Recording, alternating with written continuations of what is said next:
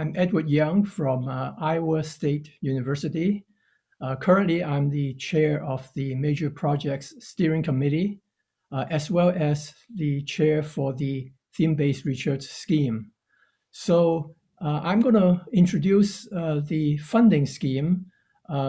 Maybe some of the details you already know about, but a lot of questions have been asked by various people, and so I would like to make sure that everyone understands what this scheme is about and how to approach the funding and applications and so forth.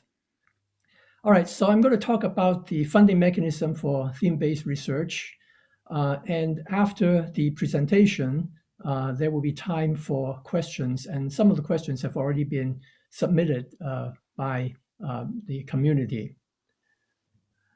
All right, so what is the objective? This is slightly different from the other RGC funding schemes. We want to focus academic research to themes that are strategically important to the long-term development of Hong Kong. Of course, that's a goal that everyone should strive to have. And even for our other funding schemes, many projects do fit into this. But maybe those other schemes rely on more long-term benefit to Hong Kong, while the TRS has to have immediate milestones and immediate relevance to Hong Kong. So this is the sort of top-down approach to funding. Instead of letting the community just arbitrarily submit topics, there are well-defined objectives within the theme-based research for the community. And Joseph already mentioned that this is part of the Research Endowment Fund, the investment return. And so it started with 18 billion, and since last year, it has increased to 20 billion. And of course, we are only spending the interest of that, and that is distributed to the various funding schemes of the RGC. This round, we are currently in the 11th round. Note that what you will hear from the presentations are projects that are funded in the third, fourth, and fifth rounds. These funding schemes last for 5 years, so it takes that long for results to be completely visible and that presentation to the community is possible. So the standard budget, the annual budget for the scheme is 230 million Hong Kong dollars. And there is no exception for this time, so that's our conventional TRS budget. But this time we are slightly different in that an additional $100 million have been allocated to this scheme for COVID-19 and novel infectious disease research. This, of course, everyone understands is a serious problem, and this immediate response by the RGC to inject funding to this topic that can be immediately used for Hong Kong is, of course, a very important action. So that's why this time the total budget for the theme-based research competition is $330 million. Now the round is being evaluated and things are going on. I'll go through the evaluation process a little bit later. But the announcement of the funding results of this funding round will be in July of next year, July 2021. All right, so let's take a step back and understand what research, theme-based research is. There are research themes. Currently, there are 4 research themes. These research themes are approved by the Hong Kong government on the advice of RGC, and within RGC, there's a steering committee on research themes and topics that actually looks at these themes on an occasional basis and make sure that these themes and topics are indeed relevant and current and of immediate impact to Hong Kong. This steering committee was formed in 2017 by the RGC, and we review the grand challenge topics and the theme-based research as a whole whenever it's necessary. For example, just last year, 3 new Grand Challenge topics were added to this funding exercise. So it is an active committee, but it's not going to day-to-day manage the themes and topics of the theme-based research scheme. So here are the 4 schemes. Theme 1, promoting good health, and we all agree that health is important to the population and public of Hong Kong. Theme 2, developing a sustainable environment. We care about our living and working environment and our resources. So developing a sustainable environment is very, very important. Theme 3, enhancing Hong Kong's strategic position as a regional and international business center. The business center aspect has traditionally been a strong point of Hong Kong and makes Hong Kong an important part of the world economy. And so if we can actually enhance our strategic position regionally and internationally, that will benefit Hong Kong and, of course, its public as well. And then theme 4, advancing emerging research and innovations important to Hong Kong. Now, this is somewhat general then, because if we fix ourselves to the first 3 themes, which were the original 3 themes of theme-based research, we may have shut out some of the other kinds of important research. So on a yearly basis, new things may in fact come up, and therefore new research topics may need to be added.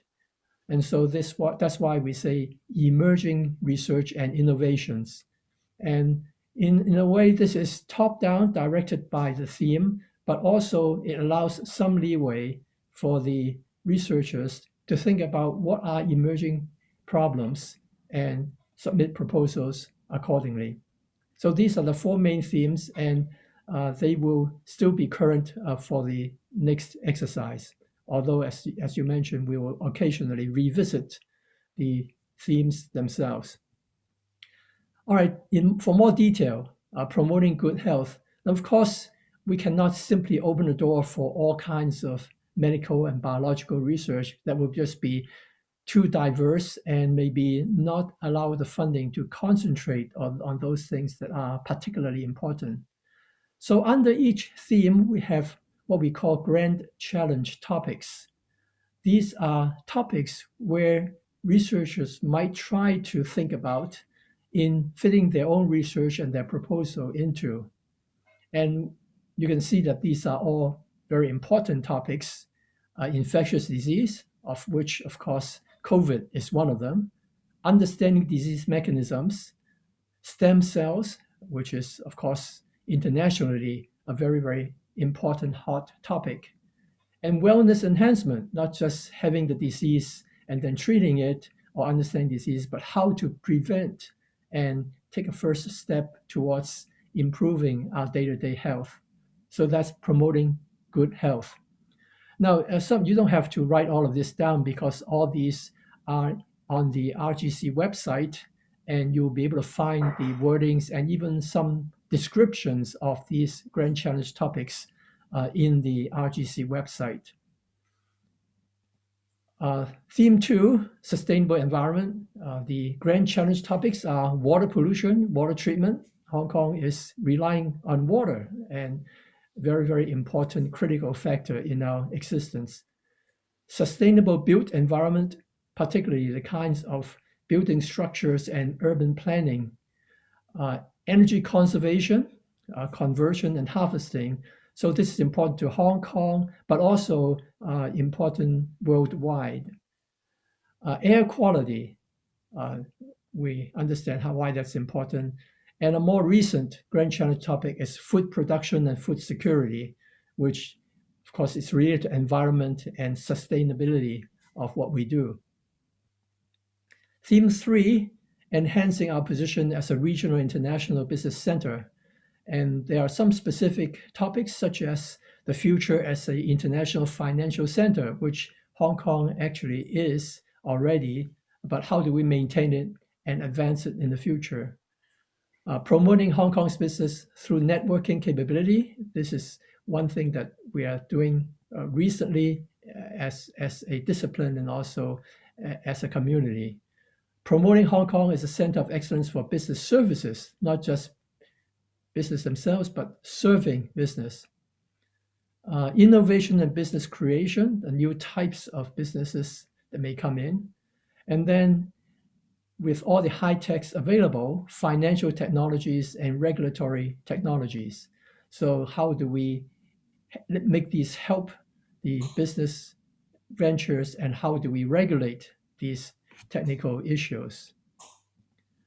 Theme 4, for example, topics such as big data, which basically merges into all areas of research, not just by itself, but even the first 3 themes may involve big data. Imaging, robotics, and smart manufacturing. This is the next generation of manufacturing then, but also robotics and imaging by themselves can be extremely important in other ventures. Urban infrastructure and smart city for planning and to convert and revise what we already have. E-learning, which of course particularly important now that a lot of people are going through virtual classrooms, digital citizenship, and then finally artificial intelligence. Now these are big words, big data and artificial intelligence, but they are deliberately made somewhat simple sounding so that a lot of different kinds of work can fit into these grand challenge topics. So how are things done? Well, first, investigators submit preliminary proposals. These are a few pages, basically what the proposal is about, what kind of team is being assembled, what challenge is it addressing, what kind of outcome we can expect. So these preliminary proposals are judged by a panel, that's the TRS selection panel. The panel members work in the 4 different themes, and each theme has a theme convener that oversees the panel. So they are experts within each of those themes. These preliminary proposals allow the panels to shortlist into those that are more competitive for ultimate funding. Those projects and teams are basically invited to submit full proposals to interviews. These full proposals will be extensive. It talks about in detail how things are going done, what are the impacts, what are the teams, and what are the exact milestones, and so on. And so these full proposals are sent out for external review. And the external reviewers are independent people. They are mostly from the overseas because of conflict of interest that's possible for local academics. All of these proposals have multiple university affiliations. So to be fair, mostly overseas reviewers are used. So they have to have at least 3 and sometimes 8 or 9 external reviews for each of these full proposals. The external reviewers are nominated by the panel members of the theme-based research theme. All right, so nominated by experts within the group. After these proposals have been reviewed and the external reports come in, there is a trial arrangement of right of reply. That means the project coordinator, the PC, will have verbatim copies of all of these external reviews, and the PC is allowed to submit a 1-page comment or rebuttal or response, whatever you would like to do, but limited to 1 page and only allowed a 1-week turnaround time. That will be submitted in case the PC sees that there are some glaring comments that the team does not agree to, and that would be combined with the external reviews submitted to the theme-based panel. The panel members then would have 3 readers. The 3 readers will go through all of these and decide which of the full proposals are still able to be competitive, and those projects will be interviewed, and the interview timeframe will be the RGC week in June of 2021 for this round. And of the projects that are interviewed, they will be combined with all the other themes, and given our budget of 230 million, we will arrive at a funding decision across all 4 themes. Now, this time, the $100 million will be separately reviewed. So that means there will be additional panel members, and those projects will be treated separately to compete only for the 100 million for funding. All right, so almost like 2 simultaneous competition, but the other is more direct, specified. So preliminary proposal, I already mentioned, we have theme conveners, and each proposal evaluated by readers, and then we shortlist those. And that is the work that we have actually been doing the last week in the RGC week of events. And so now this round of proposals have already been shortlisted for submission of full proposals. The results will be coming out publicly in about a few days to a week's time.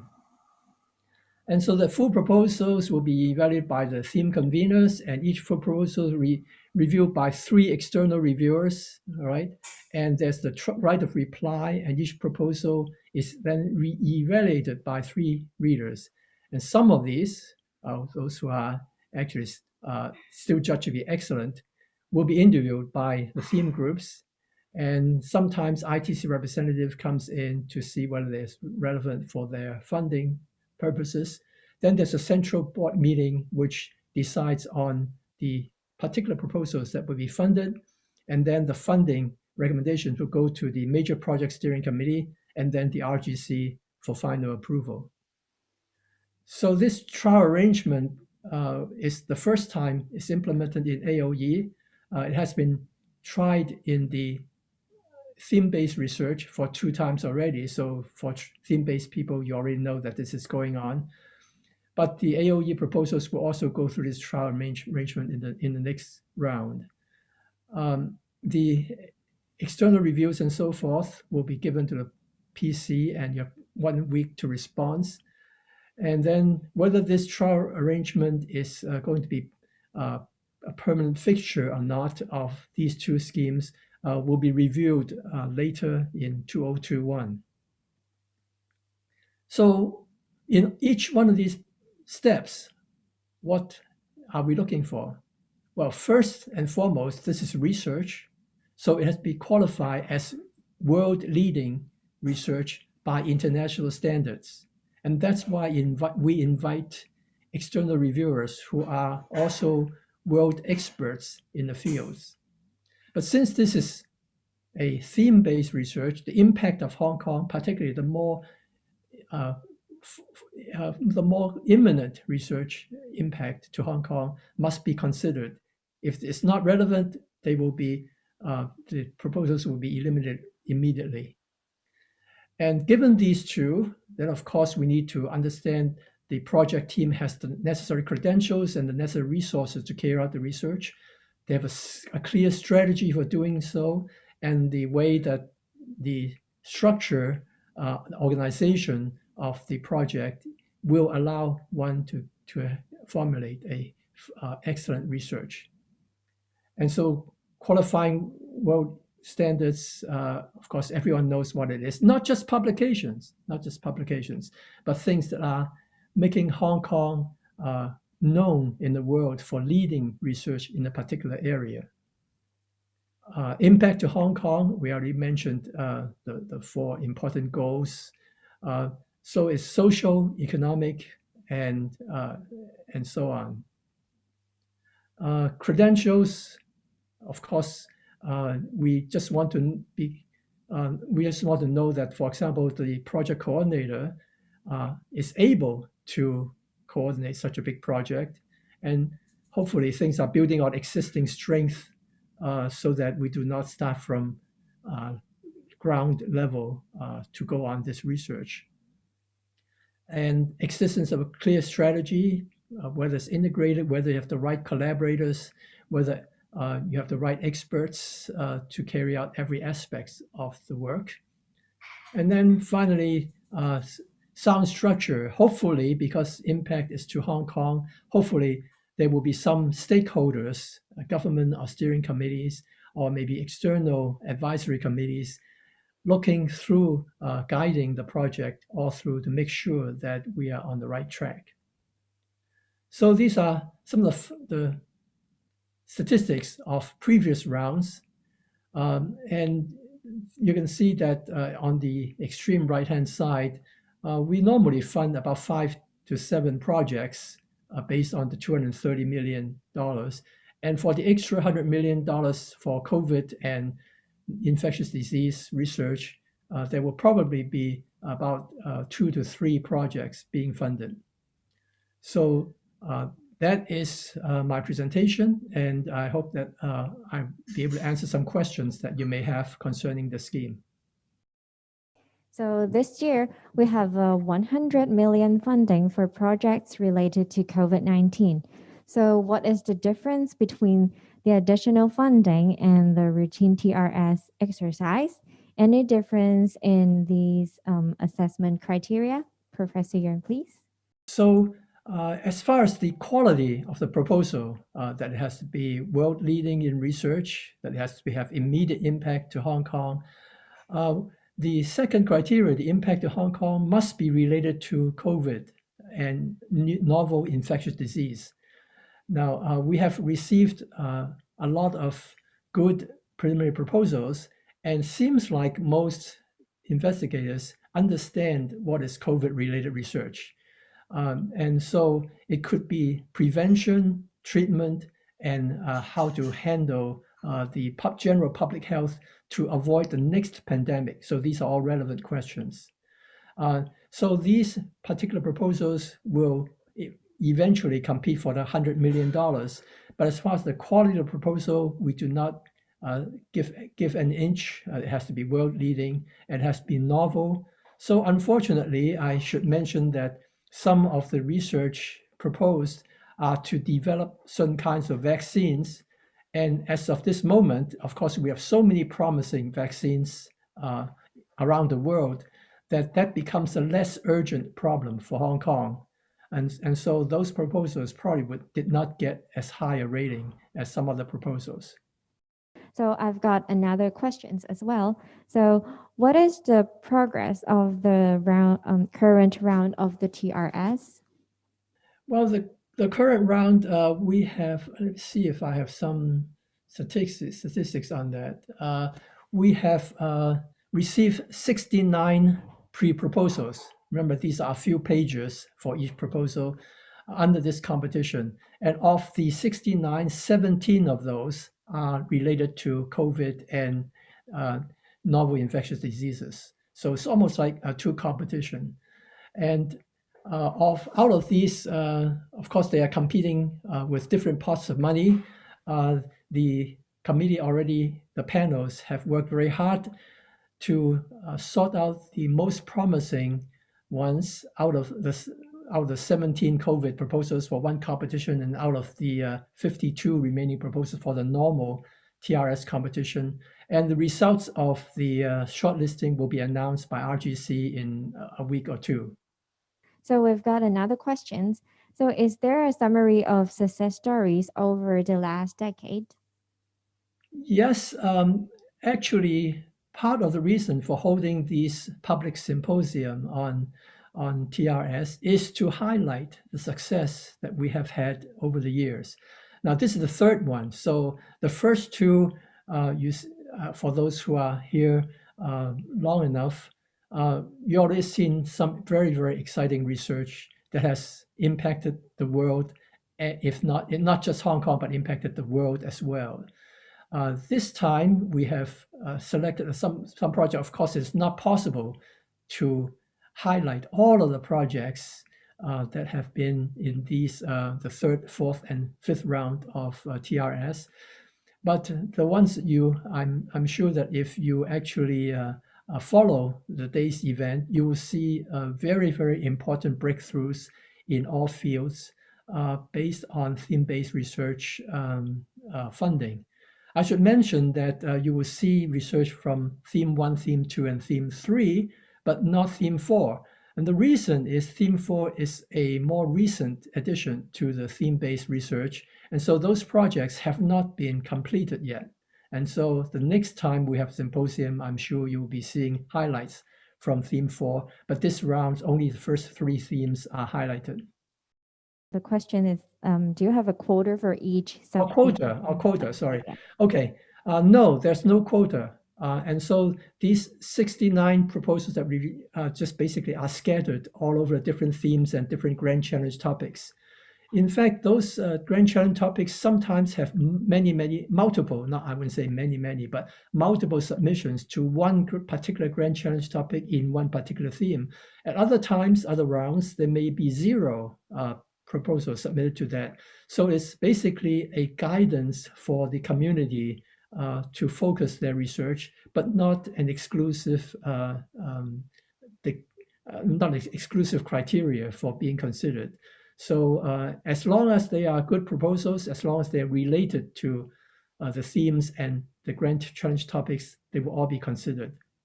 Let me sort of reemphasize that the panel, the theme-based research panel, is to help the community develop the kind of research that will be of high impact to Hong Kong. We're not your enemies. We're trying to help you in any way possible. And even those projects that did not survive to the actual funding stage, we try to give as much feedback as possible so that you would be able to reconsider and revise your research themes. So I have a question about the funding, the steering committee's opinion with regard to the recent central government strategy to develop the so-called Greater Bay Area into an international technology center. And the Hong Kong government has also, in the chief executive's policy address, emphasis on the participation of the Hong Kong's research community and university in the development of the Greater Bay Area. So how does the committee consider, in terms of the funding criteria and direction, to support this initiative? Yes, well, that's a very important point. You will notice that many of the currently funded projects actually will also have impact to the Greater Bay Area, not just to the Hong Kong itself, Hong Kong territory itself. There's one sort of restriction, and that is money in Hong Kong must be spent mostly in Hong Kong. So we cannot fund a project that's primarily spent in the mainland, even though they are relevant and immediate neighbors of ours. We have to have the principal coordination and the principal research being done in Hong Kong, but maybe subcontracts and so forth going overseas. But without really stating that the impact has to be in the Greater Bay Area as well, it turns out that many of the research projects are already doing that, and these kinds of impact are looked upon favorably by the panels. And as you can see, even things like water, the impact of clean water, you cannot just talk about Hong Kong by itself. It's basically the whole region. So that your concern is justified, but we are already doing whatever we can so that impact is beyond the immediate territory of Hong Kong. We've got a last question. So is there a simple way to distinguish the AOE and the TRS schemes? Yes, they are both similar size projects, and they run on slightly different models. Currently, the AOE projects have first 4 years being at a level of funding, and then the second 4 years at half funding. So it's an 8-year project. The TRS, theme-based research, is a 5-year funding. The RGC is contemplating aligning these two. So in the future, it may be that the AOE and the TRS will both be on a 5-year scale.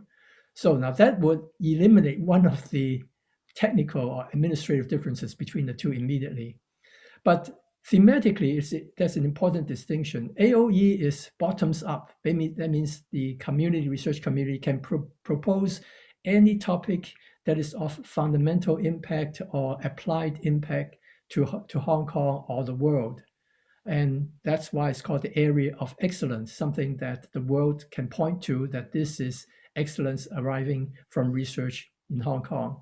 The theme base is the top-down approach where there are specific directions that have to have more immediate impact to Hong Kong, and therefore they are classified in these themes, while the AOE has no guidelines.